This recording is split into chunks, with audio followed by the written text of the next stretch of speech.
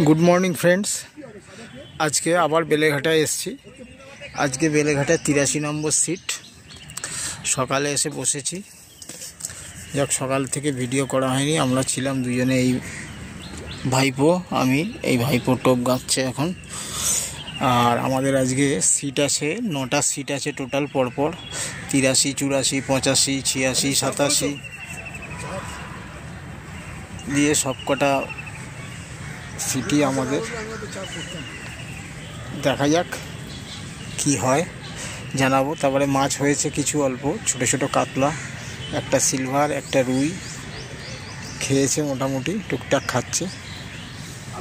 দেখা যাক কি হয়। মাছও চারে চলছে ভালো, তবে মাছ সব ছোট মাছ খাচ্ছে বন্ধুরা, বড় মাছ খাচ্ছে না লেকে।